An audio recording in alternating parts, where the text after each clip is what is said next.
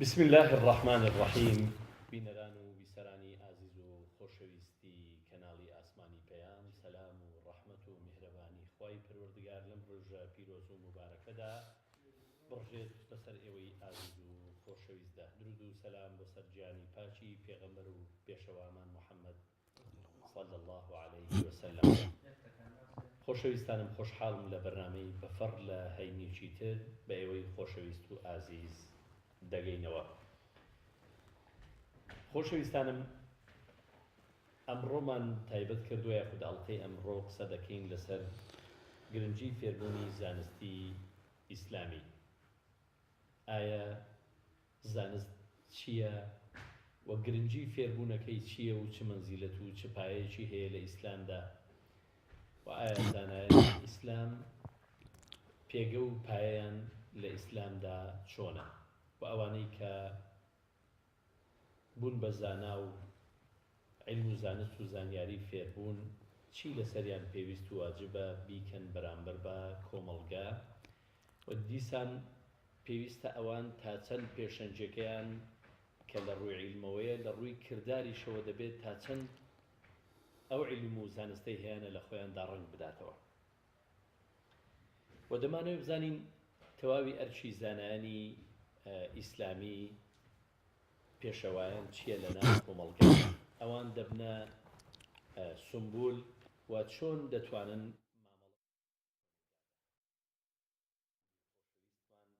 مامۆستا وریاز زەڵمی زانای ئاینیمان لەگەڵدایە. مامۆستا گیان زۆر بەخێربێ و زۆر سپاس دەکەم. ئامادەبوونی بەڕێستان. زۆر سپاس خی بەختیان لە خزمەتتان. بێگومان هیچ قورئانی پیرۆز فەرموودە پیرۆزەکانی پێغەمبەر عەلەیهی سەڵات وەسەلام بچۆ بۆ قسەی زانایان و تەواوی ئەو نووسرا و ئەو پاشماوانەی کە زانایان هەیەنە بەردەوام باز لە گرنگی و پێگەی عیلم دەکەن لە لای پەروەردگار و بێگومان لای خەڵکیش پێگەی عیلم هەمیشە پێگەیەکی بەرز و بەڕێزە و ئەوانەی کە پێگەی کەوانەی زانستیان پێ بێگومان دەبنە قامک نیشان و دەبنە ئەوەی کە خەڵک چاویان لێ بکە. دەمەوێت سەرەتا لە سەرەتای بەرنامەکەدا بە پێناسەیەک یان وەکو دەروازە باسی زانست و زانایان بکەین بۆ خۆی زانست چییە و زانایان چێن و چی. بسم الله الرحمن الرحيم. الحمد لله رب العالمين وصلى الله وسلم وبارك على المبعوث رحمة للعالمين وعلى آله وأصحابه ومن دعا بدعوته وتمسك بشريعته إلى يوم الدين. ربنا آتنا في الدنيا حسنة وفي الآخرة حسنة وقنا عذاب النار اللهم آمين وبه نستعين. سرتا سپاس دەستخۆشین بۆ جەنابتان بۆ برایانی پشتی کامێرە بۆ برایانی کۆنتڕۆڵ و لێرەشەوە سڵاو ڕێزم بۆ تەواوی بینەرانی کەناڵی ئاسمانی پەیام. سەرەتا پێشەوە بچمە سەر ناو دەروازەی بابەتەکەەوە. زۆر سپاس دەکەم. من ئەمەوێت لێرەوە لە مینبەرە جوانەی پەیامەوە پیرۆزبایی لە تەواوی و مامۆستا بەڕێزانە بکەم کە دوێنێ لە ئاهەنگێکی شکۆداردا وەکو نەریتێکی دێرینی کوردەواری کە سپاس بخوا ماوەتەوە تا ئێستا ئومێد دەکەین بەردەوام بێ لەو ئاهەنگە شکۆدارە کۆمەڵێک مامۆستای بە ئەزمون باتوانم بڵێم هەندێکیان پێشتر هەری ئیمام و خەتیبیش بوون بەڵام دوای سەر لە نوێ جارێکی تر دیراسەکردنەوەی ئەو علومە شەرعیە گەشتن ئەو پلۆپایی کە ئیجازەیان وەرگن من لێرە و پیرۆزبایی لە تەواویانەکەم و دەستخۆشی لە مامۆستایانی موجیزەکەم خوای گەورە پاداشتی هەموو لایەک بداتەوە. سەبارەت بە پرسیارەکەی جەنابتان و ئەڵقەی بەرنامەکەی ئەمڕۆی جەنابتان سەبارەت بە ئەهمیەت و گرنگی علم و زانست و زانیاری و عولەمایانی ئیسلامەوانی کە هەڵگەری پەیامی خوای پەروەردگارن لە مەڵقەیە پشتیوان بە خوای پەروەردگار ئەوەندەی کە دەرفەتمان هەبێ ئەوەندەی کە بۆمان بلوێ و بتوانین باسی لێوە بکەین. سەرەتا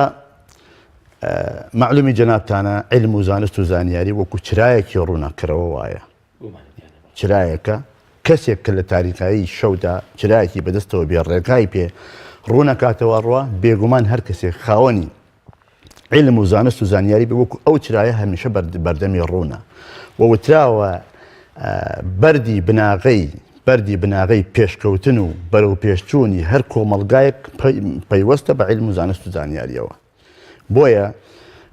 وەسیلەیەکە بۆ گەشەکردن و بۆ بەرەو پێشچوونی مرۆڤایەتی، وەسیلەیەکە بۆ نەشونمانکردنی مرۆڤایەتی، وەسیلەیەکە بۆ پێشکەوتن بۆ تەقەدم. و هەروەها یەکێک لە عولەمایان کە ئیمامی بوخاری ڕەحمەتی خوای لێ بێ فەرمێ العلم قبل القول والعمل، کەواتە پێشەوەی کە ئێمە قسە بکەین، پێشەوەی هەر کار و کردەوەیەک ئەنجام بدەین پێویستمان بە علم و زانست و زانیاری هەیە. و ئەهمیەتی علم بەڕاستی ئەگەر ئینسان تەنها بێ و لە غوربەتا بێ، علم هاوڵێکی چاکە لەگەڵیا بێ. لە غوربەتا ئەگەر علم پێ بێ خۆت بەتەنها نازانی. و هەروەها علمە ئەبێتە هۆکاری ئەوەی کە ئینسان لە گومانەوە بەرەو یەقین بەرێ. و علم و زانست و زانیاریە ئینسان لە گومڕایی و سەرلێشایی و بەرەو هیدایەت و ڕێنمایی و بەرەو ڕاستە شەقامە بە. ئەمە علمە. بۆیە وتراوە یەکێک لە پایە بەڵندەکانی، یەکێک لە عنسوورە ڕەکیزەکانی پێشکەوتنی مرۆڤایەتی ڕەبت و پەیوەندی بە علم و زانست و زانیاریەوە هەیە. ئیمامی ئەبوو حەنیفە ڕەحمەتی خوای لێبێ قەولێکی جوانی هەیە، فەرمێ من لە دنیا سێشتم زۆر خۆشەوێ. یەکەمیان طەلەب العلمی فی طول اللەیالی، بەدەستهێنانی علم و زانست و زانیاری لە شەوگارێکی زۆر دوو درێژە. ئەگەر ئێمە بگەڕێنەوە بۆ پێشینانی خۆمان، سەلەفی ئەم ئومەتە بەڕاستی وەکو ئێستا ئاسان نەبووە لە بەردەمیا کلیکێ بکات لە کۆمپیوتەرەکەی لە گۆگڵ بگەڕێ بۆ هەر بابەتێک بە ئاسانی بێتە بەردەستی، بەڵکو زەیتیان کردوتە ناو چراوە کە ئێستا ئەو هەموو پێشکەوتنەوە ئەو هەموو ڕووناکی ئەو هەموو ئاسانکاریە هەیە، ئەو کاتە زەیتیشی دەست نەکەوتووە بکاتە ناو چراکەوە بنووسێتەوە بخوێنێتەوە. بۆیە فەرمێ من یەکێک لەو شتانی کە بەلامەوە زۆر خۆشە، زۆر خۆشەویستە، زۆر حبم بۆی هەیە، طەلەب العلم فی طول اللەیالی، گەڕان بە دوای علم و زانست و زانیاری لە شەوێکی زۆر دوور درێژ و توولانیە. و هەروەها فەرمێ وەتەرک التەرفع والتەعالی، ئەوە یەکێکە لە صیفاتی زانایان دوای باسی دەکەین. کەسێک کابێ گەیشت بێتە پلە و مەقامێک کە ئیتر خۆی بە گەورە نەزانێت لە ئاستی هیچ کەسێکدا. وقلب من حب الدنيا خالی، دڵێکیشم خۆشەوێکە بەڕاستی ئەو دڵە جێگای خۆشەویستی خوای تۆ بێتەوە و ئەو دڵە دوور بێت لە خۆشەویستی دنیا. کۆتاشت لەم بابەتە کە باسی بکەم لە بابەتی تعریفە، ئیمامی عەلی ڕەزا و ڕەحمەتی خوای لەسەر بێ فەرمێ لە پێناسەی علمە، ئەفەرمێ العلم خەیر من المال، علم و زانست و زانیاری زۆر چاکتر و بەڕێزتر و لە پێشترە لە ماڵ و سەروەت و سامان.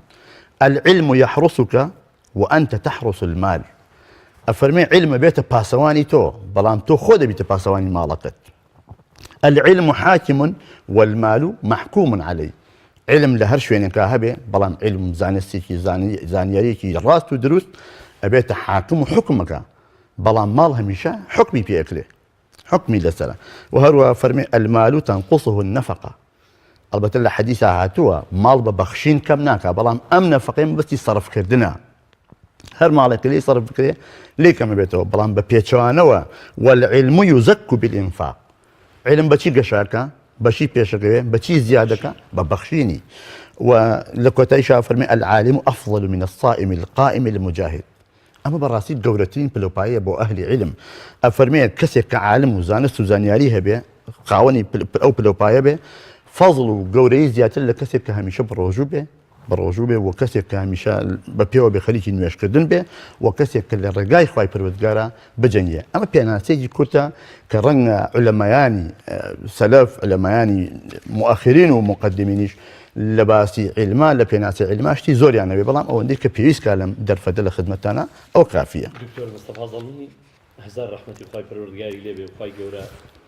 دەرەجەی عالی کە لە یادداشتەکانیدا لە شوێنێک باسی کاتی خۆی کە لە سلێمانی دەرسی وتۆتەوە، دەڵێ ئەوەندە مەشغوڵ بووم، ئەوەندە سەرگەرم بووم بە وتنەوەی وانەکانمەوە، ینی نەمدەپەرژای ئەوەی پێڵاوەکانم دابنێم لە نێوانێ دوو وەجبە دەرسە ڕۆژانە، دەڵێ ینی ئاماژە بە خێزانی دەکات کە دووسێ لوقمەی دەخستە ناو دەمێوەش هەر خەریکی کتێبەکەی بوو سەیری گرنگی ئەوەیە کە بەخشینی عیلم، ئینفاق لە عیلم، ینی سەخاوەتمەندی عالمانە بەوەی کە دەیانەوێت ئەوەی پێیانە بیبەخشن. بەتەکید زۆر باشە. مامۆستا یەک شت بەلامەوە زۆر گرنگ بوو کە لە باس کردوەتەم قەولێکی ئیمامی بوخاری کرد، العلم قبل القول والعمل.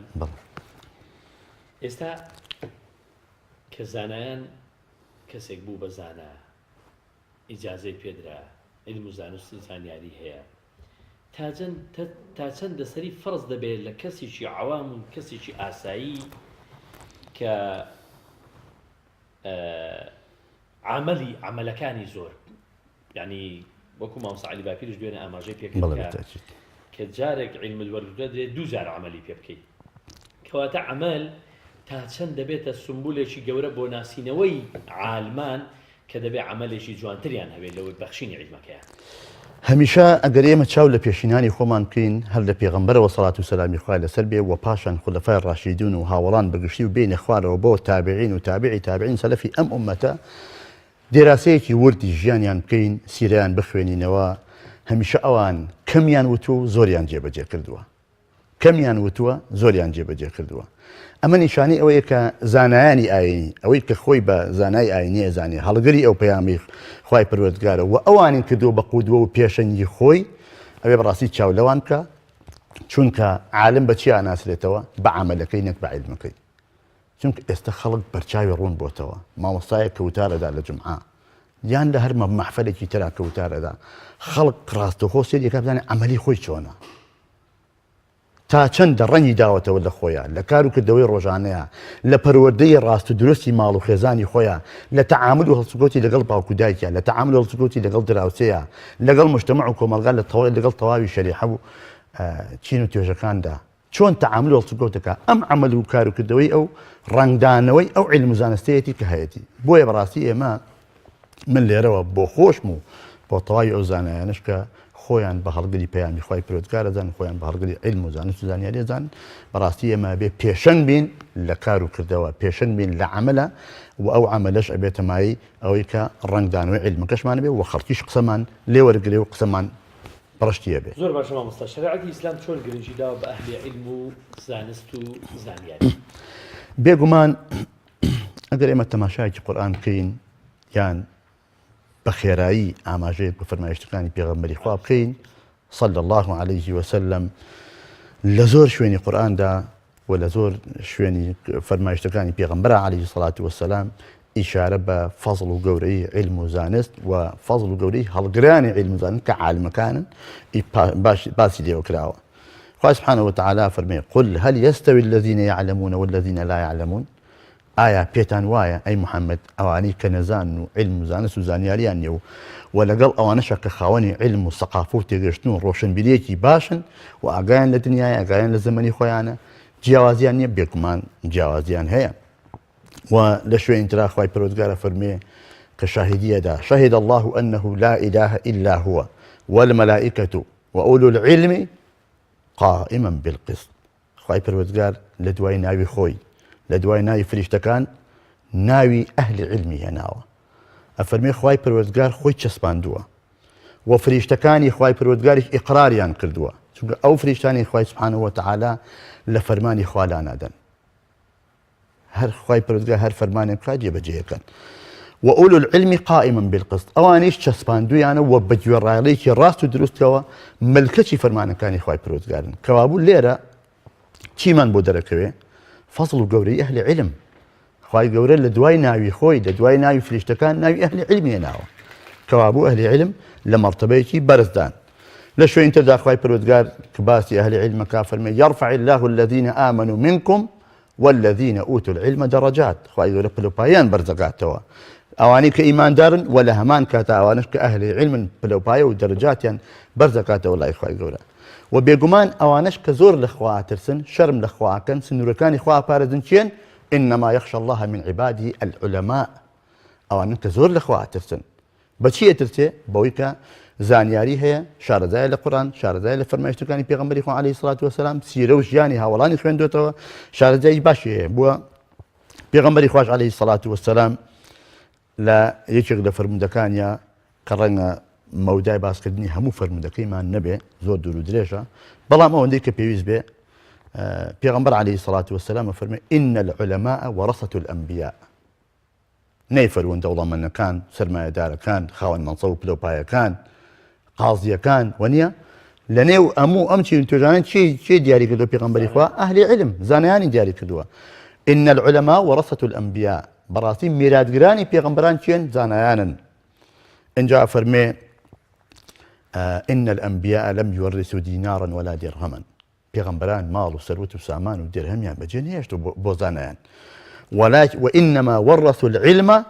فمن أخذه أخذ بحظ وافر إمام الترمذي رواية كردوة والشيخ الألباني بصحيح داناوة أفرمي براستي أويك لبيغمبران ولا بيغمبري خاتمه وصلاة والسلام عليه وسلم بجيما بوبيت ميلاد بوزانيان بريتل لو علميك هر كسك دسي بيو بقري وبشي خوي اللي ببشرين لي ورقري أو براسي باشتين نصيب وباشتين بشي بو خوي بدس يناوة لكوتاش لم بابتشا لم برقيشا كإشارة بيبكم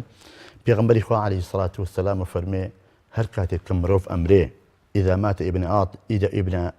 آدم انقطع عمله إلا من ثلاث كاتب إنسان كوتاي بشياني دي مردن يخيد قري وقرته بلا إخواي برودقار كوتاي بكرده وكان شي دي بلام سيشت هر باقية بن لدواي مردني شي باقية بن يكميان صدقة جارية كسيكا پردێکی دروست کردووە نەخۆشخانەی دروستەکە مزگەوتی دروستەکە ڕێگاوبانێک گاوەدانە کاتەوە بیرێک هەڵەکەنێ هەر یەکێک لەمانی کە مەشروعی عامە کە خەڵکی ئاسانکاری ئەکا مەسەلەن هاوسەرگیری بۆ خەڵک ئەندامەدا ئەمانە کە لە مەشروعی عامی خەڵکایە ئەمە سەدەقەی جاری پێوترێت دووەم شت کە مەبەست و مەودای بابەتەکەی ئێمەیە ئەو علم ينتفع به الناس زانست و زانیاریەکە لە دوای وەفاتی خۆشی خەڵکی سوودی لێبینن ئێستا زانایانی پێشینی ئێمە خۆیان وەفاتیان کردووە بەڵام کتێبێکی نووسیوە ئێستا خەڵکی ئیسفادە لەو کتێبە کاسوودی لێوەرێت جاو کتێبە تەفسیرە شەرحی حەدیثە باسی ژیانی هاوڵانە یان هەر شتێک بۆ هەر بابەتێکە خاڵی سێمیان کە پێغەمبەری خوا فەرمی ئەو وەلەد صالح يدعو له کەسێک کە مناڵێکی ساڵحی لە دوای خۆی بجێشتەوە دوعای خەری بکات با خۆشی مل بێت دوعاکە پێگا بۆیە هەمیشە ئێمە لە ڕوانگەی فەرمایشتەکانی پێغەمبەرەوە و لە ڕوانگەی ئاەتە پیرۆزەکانی قورئانەوە تەماشا بکەین ئەبینین ئیسلامی پیرۆز شریعەتی پاک و بێگەردی ئیسلام زۆر گرنگی و بایەقی بە ئەهلی علم و بە زانست و زانیاری داوە. زۆر باشە مامۆستا ئێمە پێویستە بزانین کە پێشتر ئاماژەیەکمان پێکرد کە پێویستە عەمەل زیاتر بێ لە قەولی کە زانا قسە دەکات دەبێت عەمەلەکانی زیاتر بن بۆی خەڵک چاوی لێ بکە هەڵە دەبێت پێشنگ بەڵام ئەگەر سیر بکەین ینی یان بمانەوە بزانین سیفەتەکانی ئەهلی عیلم چییە دەبێت ئەو سیفەتانەی ڕنگ بداتەوە لە کردارەکانیدا ڕۆژ وەکو چۆن ینی ڕۆژ دەدرەوشێتەوە دەبێت ئەو سیفەتانە چین کە لە کەسی زانا کەسی بانگخواز کەسی عالمدا بدرەوشێنەوە. بێگومان زانای ئاینی ئەهلی عیلم زیاتر پێویستی بەو سیفاتە پەسەند و چاکانە هەیە کە لە خۆیدا بەرجەستەیان بکە وەک لە خەڵکی تر کە ئێمە ئیشارە بە هەندێکیانەکەین یەکێک لەوانە لا يخشون أحدا إلا الله زانای ئاینی هەمیشە لە دەربڕینی حەقا بەڵام ئەوەش کات و شوێنی خۆی هەیە و ئەبێ بە حیکمەتەوە بێ بە لێزانینەوە لە هەر شوێنێ پێویستی کرد یعنی شەرم لە کەس نەکات ترسی لە کەس نەبێت تەنها لە خوای پەروەردگار نەبێت ئەمە یەکێک لە سیفاتە هەرە بەرجەستەکانە بەداخەوە زۆرێک لە مامۆستایان کە ناتوانن لەسەر منبەرەکان هەندێک حەقیقەت ڕوون بکەنەوە ئەوەیە کە شەرم و ترسیان لە خەڵکی تر هەیە بەڵام ئەسڵ وایە کە زانای ئاینی تەنها لە خوای پەروەردگار بترسێ و لە لۆمەی لۆمەکاران نەترسێ ولا يخافون لومة لائم بە هیچ شێوەیەک ئەمە یەک خوای پەروەردگاری فەرمێ الذين يبلغون رسالات الله ويخشونه أحدا ولا يخشون أحدا إلا الله وكفى بالله حسيبا ئەوانەی کە دەیانەوێت پەیامی خوا بگەێنن تەبلیغاتی پەیامی خوا بکەن کە پێغەمبەری خواژە فەرمێن بەلغوا عنی وەلەو ئایە لە منەوە بگەێن ئەگەر ئاەتێکیش بێ ئێمەی زانایانی ئاینی ئێمەی شوێن کەوتوانی پێغەمبەر یەکێک لە ئیشە هەر گرنگەکانمان گەیاندنی ئەو پەیامی خوای پەروەردگارە بە حکمت و بە دانایی و بە لێزانی و خوای پەروەردگاریش باسییانەکە کە فەرمێ ئەوانەی کە تەبلیغاتی دینی خواکەن دینی خوا نەشرەکەن بڵاوی یەکەنەوە تەنها لە خوا ترسن ولا يخشون أحدا إلا الله تەنها لە خوا ترسن لە خەڵکی تر ناترسن خوای پەروەردگاریش کەفا بالله حەسیبا کافیە بۆەوەی کە ئینسان بیکاتە پشت و پەناو ئەوەی کە لێی بترسێ و یەکێک تر لەو شتانەی کە پێویستە بۆ زانای ئاینی وەکو صیفاتێکە ئەدعو إلى الله على بصيرة کاتێک کە دەعو بانگنەوازەکە لەسەر بەسیرەت و لەسەر ڕۆحنایی و لەسەر بە بەڵگا ئەم دینەی ئێمە کە پێوتە دینی محەممەد صلی الله عليه وسلم پێوتە دینی بەڵگا یعنی ئەم پەیامی ئێمە پشت بەستە بە بەڵگە چ ئەو بەڵگە بەڵگەی قورئانیە بەڵگەی فەرمایشتی پێغەمبەری خوا یان قەولی زانایانە بۆیە فەرمێ ئەدعو إلى الله على بصيرة ئەبێ زانای ئاینی کە دعوە و بانگەوازەکە بۆ لای خوا لەسەر بەصیرەت و ڕۆشنایی بێ قل هذه سبيلي أدعو إلى الله على بصيرة أنا ومن اتبعني وسبحان الله وما أنا من المشركين خواهي فرزقاء فرمي محمد صلى الله عليه وسلم بلي أمر راس الرقاي منها من خلقي بانكم بلاي إخوان لسر روشناي ولسر بصيرة ومنيش شوين كوتواني منيش البوشي وازاكن وسبحان الله وما أنا من المشركين ومن لو كسان نمك شريكها والبخوا قرار دم خالك تلك زول قرنا بوزاناي آيني أويك اتبعوا من لا يسألكم أجرا ئەوەی کە ئەنجامی ئەدا قسەی خێر ئەکا هەر کردەوەی ئەنجام ئەدا هاوکاری خەڵکەکە مەسەلەن مەشروعی چاک بنیادەنێ هەموو ئەمانە بێت تەنها و تەنها پاداشتەکەی لە خوای پەروەردگار وەرگێت چاوەڕێی دەستی خەڵکی نەبێ من لا يسألكم ئەجرا هیچ کاتێک داوای ئەوە نەکا چونکە خوای پەروەردگار لە قورئاندا کە باسی ئەو پیاوەکە کە لە سەردەمی پێغەمبەر موسا سەڵات و سەلامی خوا لەسەر بێ ئەفەرمێ وجاء من أقصى المدينة رجل يسعى قال يا قوم اتبعوا المرسلين كاتك أو عالم أو بيغمبرانا كأتشو سينزانوا لسدني بني إسرائيل بياغ لدورة وهات أقصى واتل لكناري شارك وهات رجل يسعى بها لداوان ببلاهات قال يا قوم ركد خلقوتي اتبعوا المرسلين شنو بيغمبرانا كوا لا يك حال دا خواي پروردگار سيا بيغمبري نادبو بيغمبري كي ناد سريان بري سلم يخواي غورا ئەفەرمێ دوو پێغەمبەری ترمانە بۆ پشتیوانێ و بەڵام هەر بەگوێیان نەکردن خەڵکی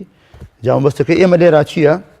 ئەفەرمێ اتبعوا من لا يسألكم أجرا شوێن ئەم پێغەمبەرانە بکەون کە ئەوان لە گەیاندنی پەیامی خوا و لە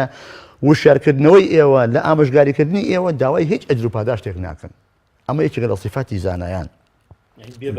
بێبەرامبەر هەمیشە عیلمەکەیان نەبەخشن و هەمیشە پێشەنگن هەمیشە ڕێگا بۆ خەڵکی ڕۆشنەکەنەوە چونکە وتراوە إذا كنت إمامي فكن أمامي أجر أتوي إمام وبيشواي خلق بي أي براسي لبيشوا بي لها مشتك على بيشوا بي چونك براسي كاك باختيار هديك شتي أما بي بيزانين سرچاوا أجر ليالبو أو جوغانش كلي ابنه همي بليالي يروى يعني سرچاوا أجر لسروا أو كلي يالبو تو هرچن لخوار وجوغاكشي بو باكي تو أو بليالي هريت لبروز زاناي عيني أبي خوي براسي لسروا ڕووناک بێ پاک بێ و بەکار و کردەوە بیسەلمێنێ کە ئەهلی عیلمە و ئەم صیفاتە جوانان لە خۆیدا پەسەند بکە بەرجەستەی بکە بۆ ئەوەی کە بتوانێت پێشەنی خەڵکی بێت چونکە وتراوە متى يستقيم الظل والعود أعوج دارێک ئەگەر خۆی لار بێ سێبەرەکەشی هەرچی سەرڕێک دەرناچێت سێبەرەکەشی هەر لارە وەکو خۆی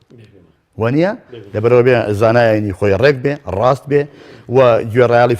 فەرمایشتەکانی خوا پێغەمبەری خوا بێ کاریان پێ بکە بۆ ئەوەی خەڵکیش شوێن ئەو بکەون و بۆ شێوازە بتوانن جێبەجێ بکەن و شوێن پێی ئەو بگرن ئەمە کورتەیەک بوو دەو صیفاتانی کە پێویست بوو لە خزمەتتانە باسی بکەین و بۆ ئێوەش و بۆ بینەرانیش صیفاتی ئەهلی عیلم زۆر باش ئێستا صیفەتەکانی ئەهلی عیلممان زانی بێگومان هەموو ئەو قسانی بەڕێز باست کرد کە ئەرک و واجباتێکی گەورە دەکەوێتە سەر شانی زانایانی ئاینی بابزانین ئەرکی زانایان لە نێو کۆمەڵگەدا سەبارەت بە کۆمەڵگە چییە سەبارەت بە موجتەماع چییە دەبێت چی بەرامبەر بە موجتەماع بکەن و چی بڵاوکەنەوە ئەرکی زانایانی ئاینی ئێمە مادام قودوە و پێشەوا و ئوسوەمان پێغەمبەری خوایە صلى الله عليه وسلم تەماشا بکەین پێغەمبەری خوا صلى الله عليه وسلم لە تەمەنیا تێر نەنووسووە تێرنانی نەخواردووە هەمیشە لە خەمی خەڵقا بووە هەمیشە پێشەنگ بووە هەمیشە لە هەوڵی ئەوەدا بۆ کێشە و مەشاکیلی خەڵکی حەل بکە یعنی تەماشا بکە پێغەمبەری خوا عەلەیهی سەڵات وەسەلام ئەڕواتە مزگەوت گەنجێکە بینێ زۆر فەقیر و داما و با بڵێن کزۆڵە وەستاوە دانیشتووە لەوێ وەک ئەوەی کە کەسی نەبێ پێغەمبەری خوا دەستێنێ بەسەر شانیە بزانێ کێشەی چییە ئەویش پرسیاری لێکا ژن تێناوە ئەویش ڕێی پێغەمبەری خوا جات خوا ڕوت و ڕەجاڵێکی وەکو من کێشت لێداتێ کە ناوی جولەیبی بە ڕەزا و ڕەحمەتی خوای لەسەر بێ پێغەمبەری خوا عەلەیهی سەڵات وەسەلام دەستێنێ بەسەر شانیە نەسیحەتێکە ئامۆژگاریەکە ئەفەرمێ دەستی بەرزەکاتەوە ئەڵێ کەسێک ڕوت و ڕەجاڵە کە ئیمانی نەبێت تۆ لای خوا زۆر بەڕێز و خۆشەویستی لەبەرەوە پێغەمبەری خوا عەلەیهی سەڵات وەسەلام یەکێک لە هاوڵانی تربانەکە ئەفەرمێ خوازبێنی کچەکەیەکە کابرا لە خۆشییا زۆری پێخۆشەوازانی پێغەمبەری خوا بۆ خۆی خوازبێنی کردووە ئەوی ژەڵێ بەسەر چاوی پێغەمبەری خوا لە خزمەتین ئەوی ژەڵێ آخر بۆ جولەیبی بە جولەیبی بژ هەموو هاوڵان هەموو خەڵکی ناسن کابرا هەڵوێستەیەکە کاوە دەڵێ ئەی پێغەمبەری خوا وەڵا پێویستەکە کە من مشاوەرێ لەگەڵ خێزان کچەکەما بکەم بە جۆرێ لە جۆرەکان ئەوێ ئیزنی پێغەمبەر بدای خۆت جینەوە و پێغەمبەری خوا ئیزن بدا بەڵام کاتێک کە ئەڕواتەوە ماڵەوە کە دەڵێ بە خێزانەکەی پێغەمبەری خوا داوای کچەکەمانی کردووە ئەوی ژەڵێ پیرۆزی بێڵێ بۆ خۆی نا بۆ جولەیبی ئەویش ئافرەتەکەش دەڵێت جاتخوایمە کوڕی فڵان و فڵان کوڕە شۆخ و شەنگ و فڵان دەوڵەمەند و فڵانچی داوای کرد نەمان داوای ئێستا بدێن بە جولەیبی خەڵک لۆمەمانەکە بەم تاماوە فەقیر حاڵە بۆیە کچەکەی گوێی لەمە بێ لەم مشتومڕەی باوکو دایکی دەڵێ باوکە دایکە ئەتانەوێت لە قسەی پێغەمبەری خوا قسە بکەن یعنی پێغەمبەری خوا بڕیارێکی داوە ئێوەتانوێ هەڵی وەشێننەوە بۆیە ئەوانیش دەڵێن دامادام کە خۆت ڕازی بی و فەرمایشتی پێغەمبەری خوا عەلەیهی سڵات وەسەلام ئێمە هینکاریمان نییە پێغەمبەر عەلەیهی سڵات وەسەلام ئەم هەوسەرگیریە بۆ جولەیبی بڕێک دەخا چەند ساڵێک بەیەکەوە بن یەک دوو مناڵیشیانە بێ بەڵام قەدەری خوا غەزایەک دێتە پێشەوە جولەیبی ڕەزا و ڕەحمەتی خوای لەسەر بێ وەکو هەموو باقی هاوڵانی تر بەشداری غەزایەکەکە پێغەمبەر عەلەیهی سڵات وەسەلام عادەتی وا بوو هەمیشە لە دوای تەوابوونی هەر غەزایەک هەواڵی هاوڵانی ئەپرسی جەردێکی دەوروبەرەکەیەکە کێ بریندار بۆ کێ شەهید بۆ کێ فڕێنراوە چیان لێ هاتووە کۆیانەکردنەوە هەر ئەی فەرموو جولەیبی بەکەی من چی لێ هات جولەیبی بە من چی لێ هات لە هەر شوێنێ بۆ یەگەڕان نەبوو دواتر لە پشت گردۆڵکەیەکەوە دۆزیانەوە لە نێوان حەوت مشریک و کافردا ئەوان هەر حەوتیان کوژراوە ئەمیش شەهید بووە گێڕایانەوە پێغەمبەری خوا عەلەیهی سڵات وەسەلام وتیانەی پێغەمبەری خوا جولەیبی حەوتی کوشتووە و خۆشی شەهید بووە فەرمووی یعنی جولەیبی بەکەی من حەوتی کوشتووە و خۆشی شەهید بووە وەڵڵاهی جولەیبی لە منە و منیش لە جولەیبی بم جا تۆ بیێنە پێشچاوی خۆت پێغەمبەری خوا عەلەیهی سڵات وەسەلام کە ئەم کەسە ئەگەر بە پێی عورف و بە پێی با بڵێن ناو خەڵکی تەماشا بکەین زۆر لە خوارەوەیە خەڵک ناوێ هەر ژنیشی بادێ سەلامێکیشی لێ بکە بەڵام پێغەمبەری خوا بەو پەڕیشەوە هاوکاریەکە و لە کۆتاییشا فەرمێ من لە جولەیبی بم و جولەیبی بیش لە منە کەوابوو زانایانی ئاینی ئەبێ بەڕاستی مشهورخۆری خەڵکی بن لە ورد و درشتی کێشەکەیان بکۆڵنەوە ئێمە بەڕاستی ئەم مجتەمع و کۆمەڵگایی ئێمە کوردەواری ئێمە پڕێتی لە موحانات پڕێتی لە محنەت و ناڕەحەتی ئەم میلەتە قوربەسەر و خۆش لە نەدیوەی خۆی ئێمە بەڕاستی زۆر ناڕەحەتی چێشتووە پێویستی بەوە هەیە کە دەستبێنی بەسەریە پێویستی بە نەسحەت و ئامۆژگاری هەیە پێویستی بەوە هەیە کە پێشەنگبی بۆ ئەوەی کە بەرچاوی ڕوون بکەیتەوە پێویستی بۆی کە کێشەکانی چارەسەر بکەیت بۆ یەکێک لەو شتانی کە زانای ئاینی ئەرکە لە سەرشانی ئەوەیە کە بێ مشهورخۆری خەڵکی بێ و ئەو مەیدانە بۆ خەڵکی چۆڵ نەکە ئەگەر زانای ئاینی نەچێتە مەیدانە و مشهورخۆری خەڵک نەبێ خەڵکێکی فاسق و فاجر دێ شوێنەکە لە تۆ ئەگرێ و یەکێک لەو شتانە ئەوەیە کە بەڕاستی یەکێک لە ئەرکەکانی ئەوەیە کە خۆی هەڵدا هەڵەوکە مقڕی کەم بێ ئەوەندە هەڵەکانی کەم بن بە پەنجە بژمێردرێن لەمایانە فەرموون من فضائل الرجال أن تعد معايبهم یەکێک لە فەزڵ و گەورەیەکانی عالمان زانایانی ئاینی ئەوەیە کە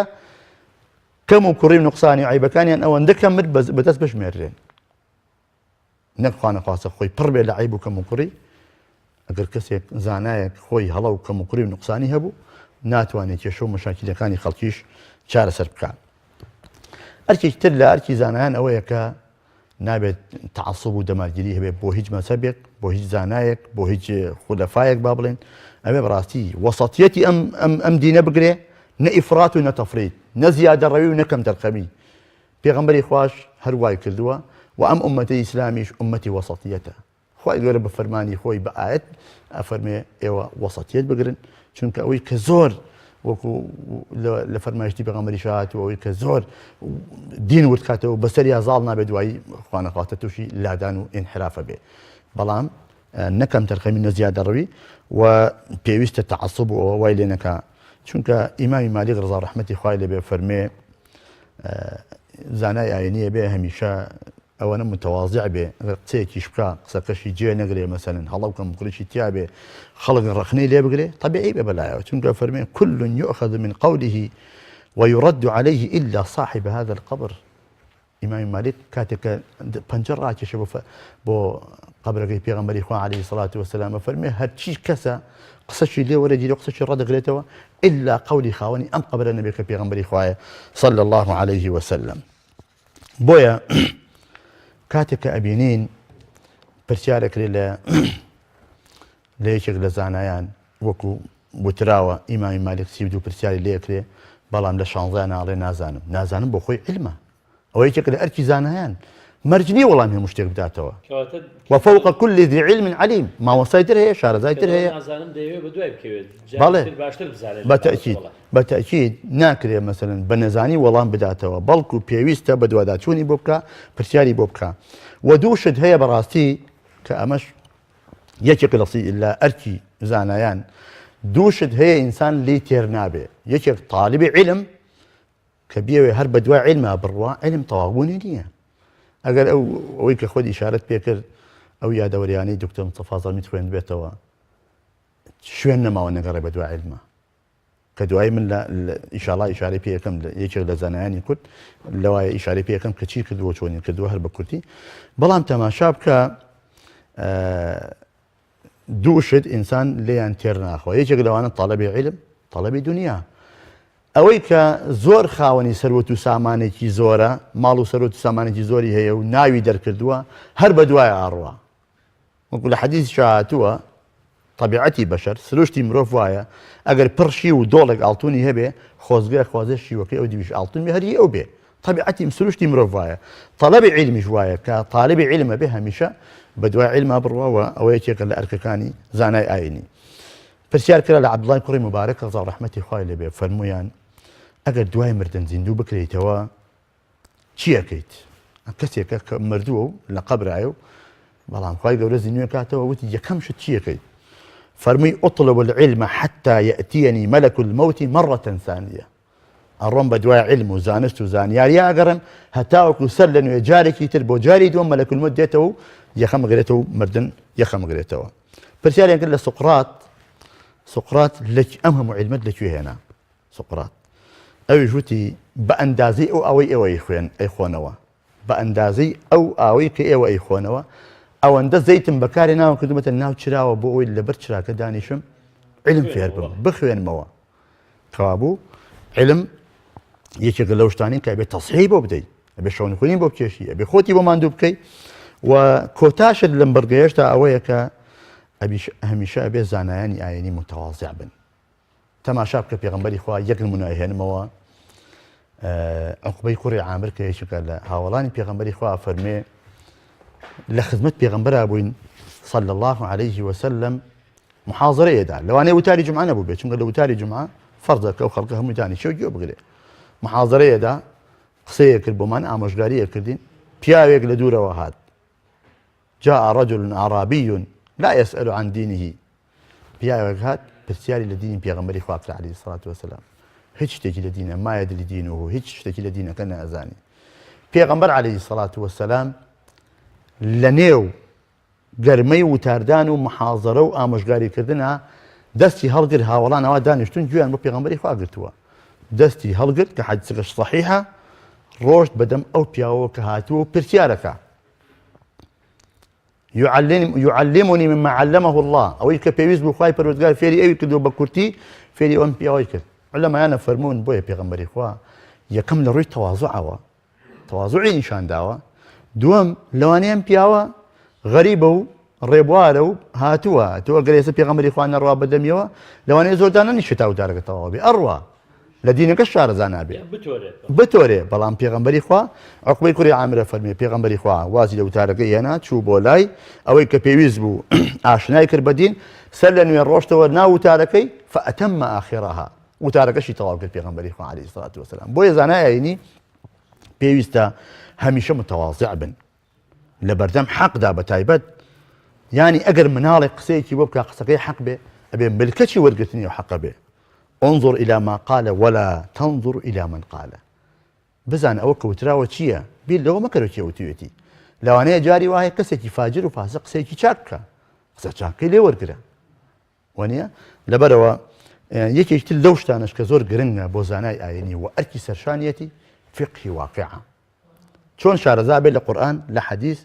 و لە علومەکانی تر أبي فقه واقعي شو هبه ناكري مثلا وتراوى الفتوى تختلف زمانا ومكانا وشخصا فتوايك ليرد جوازا لولاة كيتر كاتكي ليرب لقل ولاة كيتر جوازا كاتكي وزمنكي بويا إمام أبو حنيفة فرمي من لم يكن عالما بزمانه فهو جاهل من لم يكن عالما بزمانه فهو جاهل كسك زاناو شارزای سەردەمی خۆی نەبێ ئەو بەڕاستی لە گومڕاییە هەیە لە جەهالەتە بۆیە زانایانی پێویستە شان بەشانی علومەکانی تر شان بەشانی زانستەکانی تر فێری ئەو علومی فقهی واقعش بێکە ئیمامی غەزالیش ڕەحمەتی ڕەحمەتی خوای لێ بێ فەرمێ ئەم میلەتەی ئێمە کە مەبەستی پێی میلەتی هەر چوار پارچەکانی کوردستانە ئەفەرمێن فەرهەنگی ئیسلامی لەسەر چوار پایە وەستاوە چ شارە زور و دینەوەری کە مەبەستی کوردستانی تورکیا شارە دووش ئەمەی ئێمە کرماشانیش کە مەبەستی کوردستانی ڕۆژهەڵاتی ئێرانە کە ئەمە شانازیەکە بۆ کورد کە زانایانی کە توانیویانە ئەو دینە بڵاوکەنەوە گەشەی پێ بدەن ئەمە کورتەیەک بوو زۆر باش سەباردا هەڵبەت کاتەکەمانەوەندە دەرفەتمان نادا باسی هەموو ئەوەی دەمانهەوێت لەم بەرنامەی باسی بکەین بتوانین باسی بکەین بەڵام ئەگەر دەرفەت بێت چەند باسیەوەت کرد نمونە دێنینەوە بەزانڵە زانان دەکەین ئاماژەت پێکرد پێشتر ئەگەر بە کورتیش بێ باسی کاتمان زۆر نەماوە کاتمان زۆر نەماوە باش وڵا هەر بە کورتی من طبعا مەلای گەورەی کۆیەکە لە کوردستانی خۆمانە سعید نوردی کە لە کوردستانی تورکیایە و ناصری سبحانی ڕضا ڕەحمەتی خۆیان لەسەر لە کوردستانی ڕۆژهەڵاتەوە دکتۆر مستەفاشم دانا و بەڵام ئەگەر دەرفەت نەبێ هەر بە کورتی مەلای گەورەی کۆیەکە تەمەنی 67 ساڵە لە نێوان 1976 بۆ 1946 زانایە شاعرە ڕافەکاری قورئانە چاکسازە ڕەخنەگرە یعنی فکرێکی ڕۆن و ڕۆشنبیرێکی تەواو دەکرێت بە پێشڕەوی ڕۆشنبیرانی کورد بناسرێ ئەمە عالم و زانای کورد بووە ئەمە یەکێک بۆ لەوانەی کە هەمیشە ئەو کارانی کە کردوێتی وانەی وتوەتەوە بە فەقیان و قازێتی کردووە کتێبی نووسیوە و هەروەها وشیارکردنەوەی خەڵکی ئەمانە هەموو بەردەوام لە خودیا و خەیاڵی ئەوەدا بووە و یەکێکیش بووە لە ئەنجومەنی دامەزرێنەرانی دەوڵەتی عێراق لە ساڵی 1928 یعنی هەموو جانبەکانی گرتوێتەوە کە ئەمە نمونەی بەرجەستەی زانایانی کوردە زۆر گرنگی بە سربەستی ئافرەتداوە یەکەمین کەسێک لەو سەردەماکە کچەکەی خۆی نادوتە بەر خوێندن مامۆستای گەورەی کۆیە بووە ئەم هەر بە کورتی لە ژیانی ئەودا سعیدی نوڕوسی ڕضا ڕەحمەتی خوای لێ بێ کە لە گوندێک لەدایکە بێ سەر بە پارێزگای بەدلیسە لە کوردستانی تورکیا لە سەرەتای لاوێتیە لە تەمەنی 14 ساڵی بڕوانامەی علمی وەرەگرێ ئەمە دەگمەنن بەڕاستی تۆ لە تەمەنی 14 ساڵیە بڕوانامەی زانستی وەربگری خەوی و پێغەمبەرەوە بینیوە صلی الله عليه وسلم کە داوای زانستی قورئانی کردووە پێغەمبەری خوا مژدەی پێداوە کە بەڵێ زانستی قورئان پێ ئەدرێ و شارەزاییش پەیدا ئەکەی فعلا سعیدی نوڕوسی زیاد لە 130 نامریکە و کتێبی نووسیوە 130 نامریکە و کتێبی کاوە تیشکەکان و پاشبەندەکان و بریسکەکان و وتەکان و مەکتوبات و ئەمانە هەمووی کتێبەکانی ئەون و دوجاریش کە تەمەنی 84 ساڵە ژنیشی نەهێناوە هەر خەریکی دەرس و دەور و علم و زانست و گەیاندنی ئەو پەیامە بووە خزمەتی کردووە کاتیشی نەبووە فعلا لەبەر بێکاتی نەهێناوە و لە شەوی قەدری شاوەفاتی کردووە ئەمە ئەو پەڕی ڕێزە بە ئەو پیاوە گەورەیە دکتۆر مستەفا زەڵمی کە ئیشارەیەکت پێ کرد کە خۆی لە یادەوەریەکانی باسیەکاڵێ لە یەکێک جارەکانە لە شاری پاوەی ئێران لە کوردستانی ڕۆژهەڵات فەقێ بووم لە مزگەوتێکە لە حوجرەیەکە ئام خوێن ئەڵێ ئەو مامۆستایی کە دەرسەکانی ئەوتەوە منی تێرە نەکرد یعنی هەرچی ئەوتەوە من ئەمزانی دەڵێ ناوبانگی مامۆستایەکم بیست لە لادەیەک لە نزیکی بۆکان لە ئێرانە هەر ئەویش لە کوردستانی ئێرانە دەڵێ بڕیارمدا ئەوەی کە هەمە ئەو تورەکەی دوو کتێبی تیابیەم بەشانمەوە بڕۆم ڕێگا بگرمە بەر ئەڵێ زستانیشە بەفرێکی زۆر لە عەرزایە جووتێ پێڵاوم بوو لە پێم کرد تورەکەیەکم دا بەشانمەوە ڕۆشتم ئەڵێ دوو شەو ڕۆژ جاگەشتماوێ چەند ماندوو بێ چەند عەزیەتی بوو بێ سەرمای بوو بێ دەڵێ کە گەشتماوێ مامۆستا لەوێ نەبوو پرسیان لە فەقێکان کرد وتیان وەڵای مامۆستا ڕۆشتووە بۆ شار و ئەگەڕێتەوە ئەڵێ کە ئێوارە هاتەوە لای فەقێکان بووم چوومە خزمەتی و دەستم ماچ کرد و وتم قوربان من لە دوورەوە هاتووم ناوبانی تۆیان بۆ باس کردم و هاتووم بخوێنم هاتووم علم فێر بم بەڵام و مامۆستای بەداخەوە لەبەرەوە بە بیانوێژ کە شوێنیان نیە دەست بەڕوویەوە نێ و ئەڕوا ئەتۆ تەماشا کە دوو شەو ڕۆژ ڕێگا ببڕی بە دوای علما بە پێ وەکو ئێستا نەبووە ئێستا تیارە هەیە بۆ هەر وڵاتێ بتەوێ بە 2 سعادەکەی بە 3 سعادەکەی دووریەکەی مەسەل نەبێ شارەکانی ناوخۆشە بە سیارە ڕێ بەڵام ئەو کاتە یان بە وڵات یان بە پیادە ئەو هەموو ڕێگای بڕیەوە بۆیە عێراق و ئێران و میسر و هەموو وڵاتانە گەڕاوە بەڵام لە تەمەنێکی زۆر لە تەمەنی 16 ساڵی دکتۆرا بەدەستێنێ ئەمە شەڕەفێکی گەورەیە بۆ کورد کە خاوەنی پیاوی وەکو دکتۆر مستەفا زەڵمیە سەعیدی نەوروسیە مەلای گەورەی کۆیەیە جاگە دەرفەتمان نەبێ ئیشارەیەکی بە کاک ناسری سوبحانی یەکەم کاک ناسری سوبحانی تەمەنی 39 ساڵە یعنی ئەو پڕی ئەوجی گەنجەتی و لایەتیە بەڵام یەکێکە لە مفەکیری ئیسلام یەکێکە لە مفەکیرە ناودارەکان یەکێکە لە مفەسیرە بەناوبانگەکان لە لادەیەک لە دایکەوێ لە نزیک شاری پاوە ئێستا لادێکش بۆتە گەڕەکێک کە پێوتێ دووریسان ئێستا بۆتە گەڕەکێک لە شاری پاوە تێقەڵ بۆتەوە هەمیشە معجب بۆ بچوونەکانی سید قوتب ئەبوو عەلای مودودی چەند جار سەفەری دەرەوە ئێرانی کردووە لە ساڵی 1970 بۆ ئەستەمبوڵ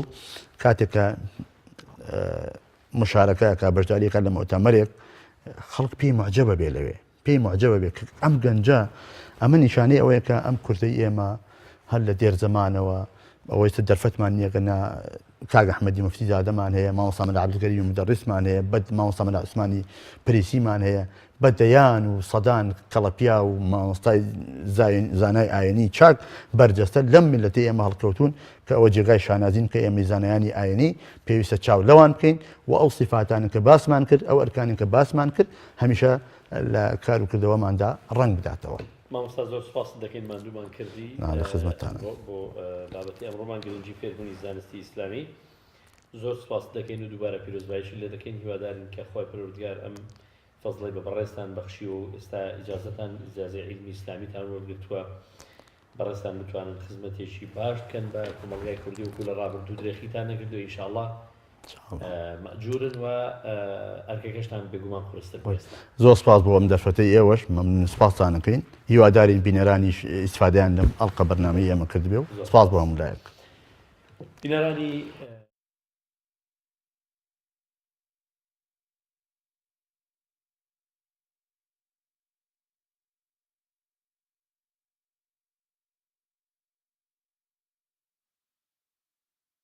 Thank you.